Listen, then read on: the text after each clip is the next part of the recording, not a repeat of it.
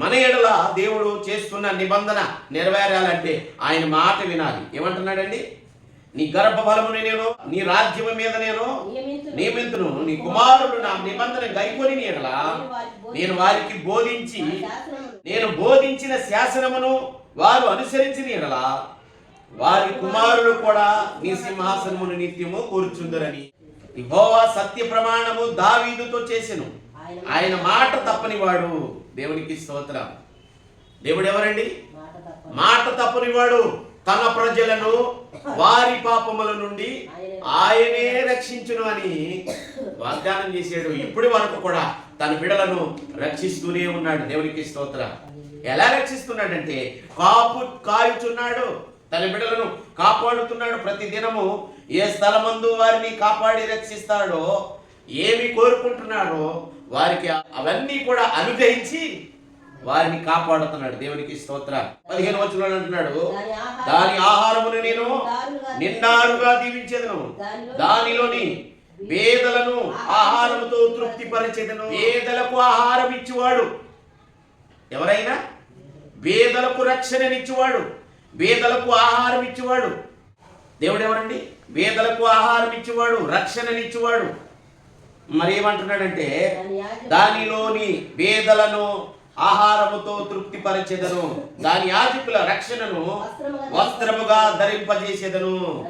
యాజకులు ఉంటారంట, యాజకులు మందసమును మోయు యాజకులు పవిత్రమైన నీతి వస్త్రమును ధరించుకున్నవారు, చాలా జాగ్రత్తగా ఉండేవారు యాజకులు. దేవునికి స్తోత్రం. భక్తి కలిగి ఏ కపట హృదయం లేకుండా, అసూయ లేకుండా, కళంకము లేకుండా, ఏమండి కల్మషం లేకుండా, హృదయములో మంచి మనసు కలిగి తన ప్రజలను వారి పాపముల నుంచి యేసుక్రీస్తు వారు రక్షించేవాడుగా ఉన్నాడు. దేవునికి స్తోత్రం. ఆయన రక్షించేవాడు, తన ప్రజలను రక్షించేవాడు. అందుకే 100వ కీర్తనలు అంటున్నాడు, ఆయన కాపు కాయవాడు, ఆయనే మనలను పుట్టించెను, మనము ఆయన వారము, మనము ఆయన ప్రజలము, ఆయన మేపు గొర్రెలము. మనం ఎవరమండి? ఆయన మేపు గొర్రెలము. ఆయన ఎవరై ఉన్నారు? గొర్రెలైతే ఆయన కాపరి అయి ఉన్నాడు. దేవునికి స్తోత్రం. గుడ్. ఏమై ఉన్నాడండి? ఆయన కాపరి అయి ఉన్నాడు, మనము గొర్రెలమై ఉన్నాం. కొంతమంది అంటారు గొర్రెల అంటారు. ఏమంటారండి? గొర్రెల. గొర్రెల్లో ఉన్న విలువ తెలియదు వారికి, గొర్రె స్వభావము తెలియదు. గొర్రెలు విలువైనవిగా దేవుడు గుర్తించాడు. దేవునికి స్తోత్రం. మనుషుడిని అంటాడండి, పక్షుల కన్నా శ్రేష్ఠుడు మనుషుడు అంటాడు. ఒక చోట అంటాడండి, ఎద్దు కన్నా శ్రేష్ఠుడు అంటాడు, పశువుల కన్నా శ్రేష్ఠుడు అంటాడు, గొర్రె కన్నా మనుషుడు శ్రేష్టమైన వాడని అంటాడు. దేవునికి స్తోత్రం. ఎవరండి? గొర్రె కన్నా శ్రేష్టమైన వాడు. ఆయన తెలియపరుస్తూ ఆ ఉదాహరణ తెలియపరిచాడు. కాపరి గొర్రెలను ఎలాగూ కాయనో మంచి కాపరిని నేను అంటాడు. దేవునికి స్తోత్రం. నా గొర్రెలు నా స్వరము వింటి, నా గొర్రెలు కానివి గొర్రె చర్మము ధరించుకుని వచ్చి ప్రజలను మోసపరుస్తూ ఉంటారు. ఈ మోసమైన మాటలు అంటేనే ఇష్టం ప్రజలకు, మంచి మాటలు ఇష్టపడరు. సొంత గొర్రెలను కాపరి సొంతగా కాచుకుంటాడు. తోడేళ్లు వచ్చినప్పుడు, ఏదైనా మృగాలు వచ్చినప్పుడు ఆ గొర్రెలను ప్రాణం అర్పించి కాపాడతాడంట. ప్రాణం అడ్డేసి వాటిని కాపాడతాడు. నా ప్రాణం పోతే పోయింది, గొర్రె పిల్లల్ని కాపాడాలి అనుకుంటాడు. మరి జీతగాడు ఏం చేస్తాడంటే, ఈ లోకంలో చాలా మంది జీతగాళ్ళే ఉన్నారు, ఎక్కువ మంది. నాకు డబ్బులు రాలేదు, పరిచర్య చేస్తున్నా డబ్బులు రావాలి, సంచులు నిండిపోవాలి, బాగా డబ్బులు ఆస్తి అంతస్తులు రావాలి అనుకునే వాళ్ళు ఏం చేస్తారంటే జీతగాళ్ళు. గొర్రెలు ఎటు పోయినా తెలియదు, గొర్రెలు ఏమవుతున్నా తెలియదు, నా గొర్రెలను మేపట్లేదు అంటాడు, నా గొర్రెలకు మంచి మేత మీరు పెట్టట్లేదు అంటాడు ఒక చోట. దేవునికి స్తోత్రం. ప్రియ సంగమా, దేవుని పిల్లలారా ఆలోచన చేద్దాం. ఏమని తెలియపరుస్తున్నాడండి? ఏమంటున్నాడు? సొంత గొర్రెలను మేయు సొంత కాపరిని గురించి తెలియపరుస్తున్నాడు. దేవునికి స్తోత్రం. జీతగాడు తోడేళ్ళు వచ్చినప్పుడు అంట పారిపోతాడంట. ఆ మాట కూడా రాసి ఉంచాడు యోహాను సువార్త 1వ అధ్యాయం. జీతగాడు గొర్రెల కాపరి కాడు, జీతగాడు గొర్రెల కాపరి కాదు, కనుక గొర్రెలు తనవి కానందున జీతం కోసం చేస్తున్నాడు అతను, గొర్రెల కోసం కాదు. తోడేళ్ళు వచ్చుట చూసి గొర్రెలను విడిచిపెట్టి పారిపోతాడంట. చూసారా? గొర్రె పిల్లలు పట్టుకెళ్ళిపోతున్నా ఏదన్నా సింహం కానీ తోడేలు కానీ వచ్చినప్పుడు, ఆ తోడేలు వచ్చి గొర్రె పిల్లలను పట్టుకున్నప్పుడు దాన్ని విడిపించడానికి ఇష్టపడాడంట, పారిపోతాడంట. తన ప్రాణాన్ని తను రక్షించుకోవడానికి ఇష్టపడతాడు. యేసుక్రీస్తు వారు అంటారు, తన ప్రాణమును కాపాడుకునేవాడు దానిని పోగొట్టుకొనును అంటాడు. ప్రాణం పెట్టి గొర్రెల్ని కాపాడాడు యేసయ్య. దేవునికి స్తోత్రం. గొర్రెలు దొడ్డి ద్వారమున ప్రవేశింపక వేరొక మార్గమున ప్రవేశించువాడు దొంగయు దోచుకొని వాడునై ఉన్నాడు. ద్వారమున ప్రవేశించువాడు గొర్రెల కాపరి, అతడు ద్వారపాలకుడు. తలుపు తీయును, గొర్రెలు అతని స్వరము వింటి. ఆయన తన సొంత గొర్రెలను పేరు పెట్టి పిలుస్తాడంట. వాటిని బయటికి నడిపిస్తాడు, వెలుపలికి నడిపిస్తాడు మేత కొరకు. దేవునికి స్తోత్రం. చిక్కుముడుల్లో ఉన్నామా, బాధల్లో ఉన్నామా, కట్టబడి ఉన్నామా, శ్రమల్లో ఉన్నామా, వాటి నుంచి విడుదల కలుగు చేసి వెలుపలికి నడిపించి వాటిని మంచి మేతతో సంతృప్తి పరుస్తాడు. మంచి గొర్రెల కాపరి మన యేసయ్య. దేవునికి స్తోత్రం. గొర్రెలా అనకూడదు, నువ్వు మేకవైపోతావు. మేకవైపోయావనుకో 25వ మత్తయి సువార్తలో అంటున్నాడు, మేకలను గొర్రెలను వేరుపరుస్తాడంట ఆయన. దేవునికి స్తోత్రం. మనం గొర్రెలుగా ఉన్నావా, మేకలుగా ఉన్నావా? మేకలుగా ఉన్నావనుకోండి, తన మహిమతో మనిషి కుమారుడు ఆయనతో కూడా సమస్త దూతలు వచ్చినప్పుడు ఎప్పుడు జరుగుతుంది ఇది? దేవుని దూతలతో యేసుక్రీస్తు వారు మహిమతో వచ్చినప్పుడు జరుగుతుంది. ఆయన తన మహిమ గల సింహాసనం మీద ఆసీనుడై ఉండును. సమస్త జనములు ఆయన ఎదుట పోగు చేయబడును. ప్రపంచములో ఉన్న ఏ నరుడును, ఏ మనుషుడైతే ఎక్కడున్నాడో, ఏ మానవుడై సమస్త జనులను ఆయన ఎదుట పోగు చేయబడతారట. దేవునికి స్తోత్రం. అప్పుడు చెరుగుతాడు ఆయన. చేటలో గోధుమలేసి చెరిగినట్టు జరుగుతాడు. దేవునికి స్తోత్రం. ఏమంటారండి, చక్కని వేరుపరుచుట అనే సబ్జెక్ట్ ఒకటి ఉంటుంది. వేరుపరుచుట, దాని గురించి నేను ఒకసారి మాట్లాడాను. వేరుపరుచుట, పొట్టును వేరుపరిచి గోధుమ గింజలను వేరుపరిచి ఈ బరువైన గోధుమ గింజలను దేవుని రాజ్యానికి వారసులుగా పోల్చాడు దేవుడు. దేవునికి స్తోత్రం. ఈ పొట్టును అగ్నిలో కాల్చి వేస్తాడండి. ఇక్కడ గొర్రెలను వేరుపరుస్తున్నాడు. దేవునికి స్తోత్రం. మేకలను వేరుపరుస్తున్నాడు. ఏ వేరుపరుస్తున్నాడండి? మేకలుగా మే నడిచి తిరిగే మేకలను వేరుపరుస్తున్నాడు. మేక స్వభావం మంచిది కాదండి. అక్కడ కంచేపు, అక్కడ కంచేపు, అక్కడ కంచేపు, అక్కడ కంచేపు గంతులు వేసుకుంటూ కంచెక్కుతూ గోడలు ఎక్కుతూ, కొండ మేకలు చూడండి ఎట్ట ఎక్కుతాయో పైకి దూకుతా ఉంది. కొన్ని మేకలు అయితే కంచులు దూకుతా ఉన్నాయి. మేకలుగా ఉండకూడదు. తల దించుకుని తగ్గించుకుని కాపరి స్వరము వింటూ గొర్రెలు కాపరిని వెంబడిస్తాయి. దేవునికి స్తోత్రం. మేకలకి కాపరి వెనకుండి నడిపిస్తాడు. ఈ సంగతి తెలియదేమో. గొర్రెలకు కాపరి ముందుండి నడిపిస్తాడు. దేవునికి స్తోత్రం. కాపరి స్వరము విని కాపరిని వెంబడించేవి గొర్రెలు మాత్రమే. గొర్రెలు చాలా విలువైనవి అని యేసుక్రీస్తు వారు గుర్తించి మీరు గొర్రెల వంటి వారు అని తెలియపరిచాడు. ఇక్కడ ఉన్నవారు ఏమంటారో తెలుసా? గొర్రెలా అంటారు. గొర్రెలు అంటే విలువ తెలియదు. గొర్రెలు దేవుని రాజ్యానికి సూచన. దేవునికి స్తోత్రం. ఈ గొర్రెలనే దేవుడు పిలుస్తున్నాడు. చదవండి. వల్లవాడు మేకలలో నుండి గొర్రెలను వేరుపరిచినట్లు ఆయన తన బిడలను వేరుపరిచి తన కుడి వైపున గొర్రెలను ఎడమ వైపున మేకలను నిలవబెట్టి ఆయన అంటున్నాడు, నిత్య సింహాసనం మీద కూర్చున్న ధవళ సింహాసనం మీద కూర్చున్న రాజు కుడి వైపున గొర్రెలను చూచి, నా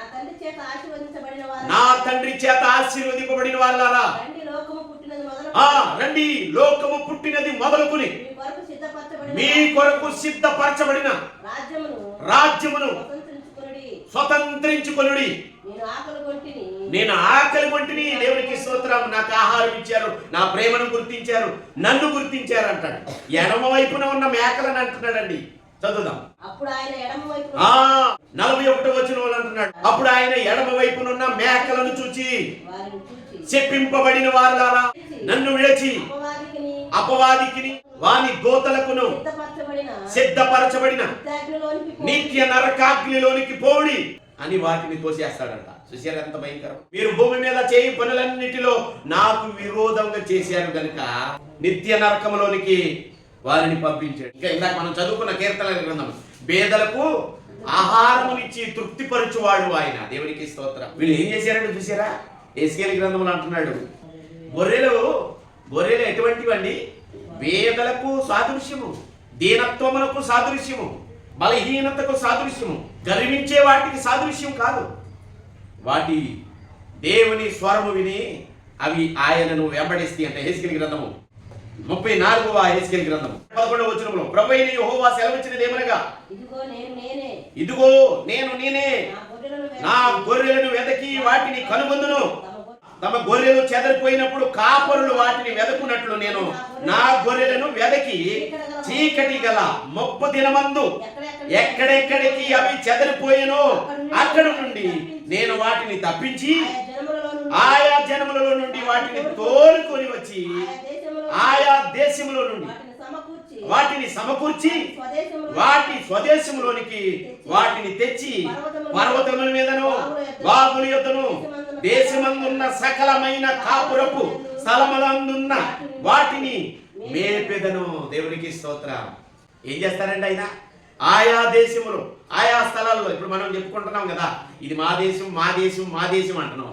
ఏ దేశంలో ఉన్నా యేసయ్యని నమ్మిన గొర్రెలు ఎక్కడైతే ఉన్నాయో ఆ గొర్రెలను ఆయన సమకూర్చి ఆయన దగ్గర చేర్చుకుంటాడు. దేవునికి స్తోత్రం. నా ప్రజలు ఇప్పుడు చేస్తున్న పని అదే. ఆయన వాగ్దానం చేసి నెరవేరుస్తున్న పని ఇది.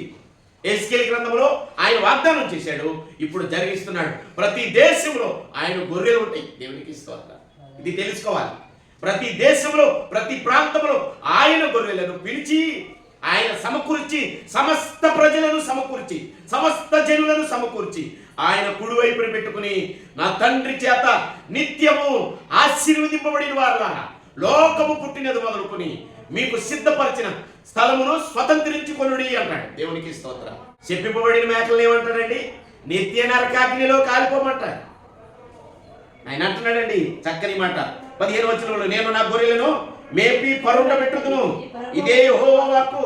తప్పిపోయిన దానిని నేను వెదకుదును, తోలివేసిన దానిని మరలా తోలుకొని వచ్చేదను, గాయపడిన దానికి కట్టుదును, దుర్బలముగా ఉన్న దానిని బలపరుచుదును.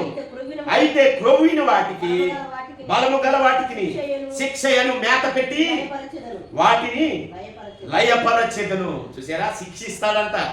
క్రొవ్విన వాటిని బలము గల వాటిని శిక్షను మేత పెడతాడంట. గొర్రెలు కాదు, ఈ మేకలే. మేక స్వభావం మారిపోవాలి.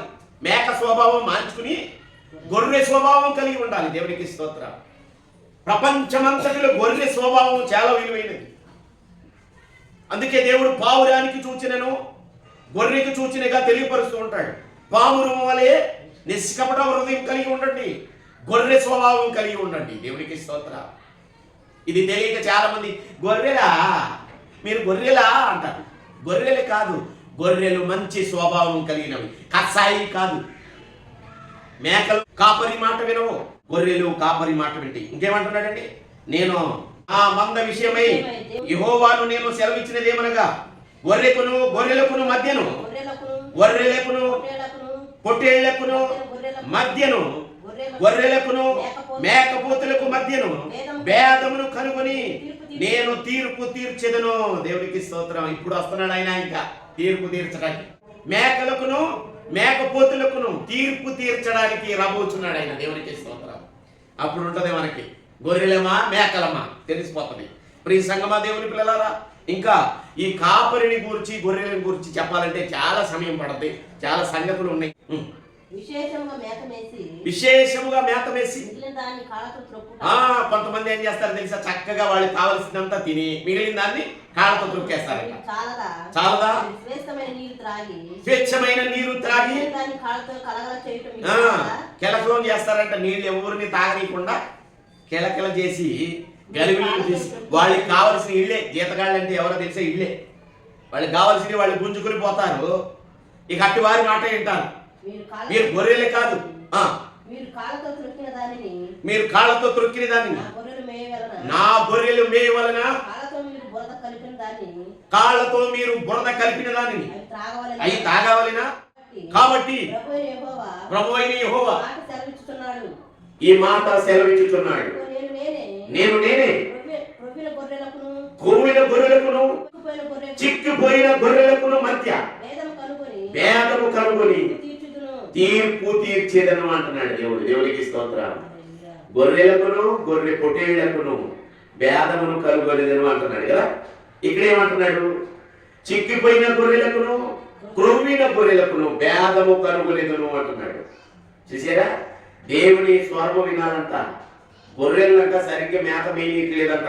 ఇక్కడ కలిసేపు అక్కడ కలిసేపు గందరగోళం సృష్టించి ఎక్కడ నమ్మకంగా ప్రార్థన జరుగుతుందో అక్కడికి చేరి ఈ తోడేళ్ళు వలె గొర్రె చర్మం ధరించుకుని గలిబిలులు సృష్టించే మేక స్వభావమును తోడేళ్ల స్వభావం కలిగిన వారు ఎక్కువైపోయారు ఈ రోజుల్లో. మంచి మేత మేతనం అనుకోండి, వాడికి సంబంధం లేదు. చాలా మంది వాక్యం దొరక్క ఎంతో మంది చాలా బాధపడుతూ ఉంటారు. గొర్రెలకును గొర్రె పొట్టేళ్లకును మేకలకును మేకపోతులకును మధ్య భేదము కనుగొని నేను వాటికి తీర్పు తీర్చేదను. దేవునికి స్తోత్రం. ఇది గమనించి మనము దేవుని వాక్యములకు లోబడి దేవుని స్వరము వినేవారుగా ఉండాలి. దేవునికి స్తోత్రం.